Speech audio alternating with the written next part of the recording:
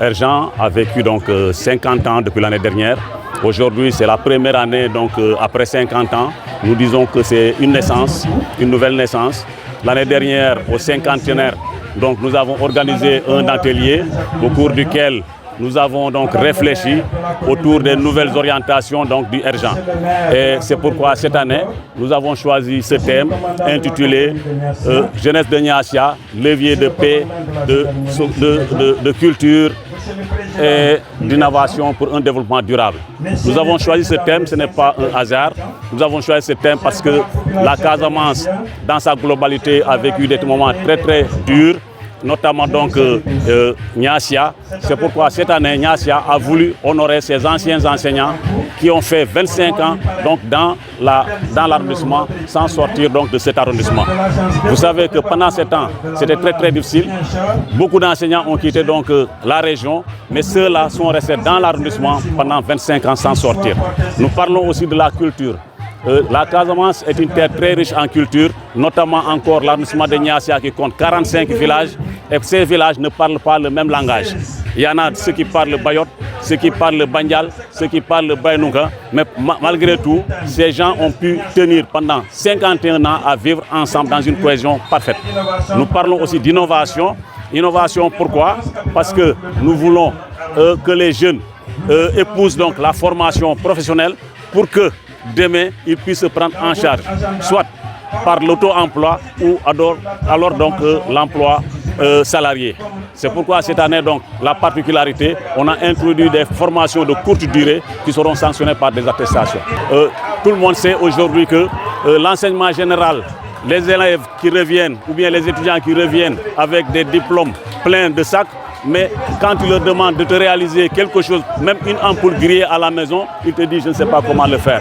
Donc nous pensons que la formation professionnelle aujourd'hui permet aux jeunes de s'armer pour faire face à leur destin. Donc nous pensons qu'avec des formations de courte durée, avec des communications comme le pôle emploi, les aires marines protégées, ça nous permettra. Tout le monde sait que l'arrondissement de Niassia et l'arrondissement de Enampor sont très très irrigués par des cours d'eau.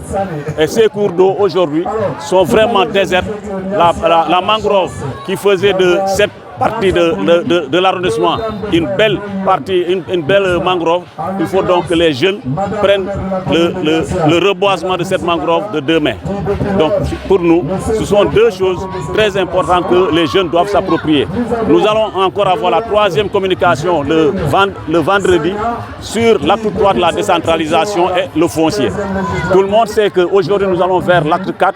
Donc avant d'aller vers l'acte 4, il faudrait que les jeunes s'approprient d'abord l'acte 3, bien le comprendre avant de rentrer dans l'acte 4 de la décentralisation. Un grand merci d'avoir assisté encore cette année à la 50e vraiment édition de journée de Erjan en tant que maire.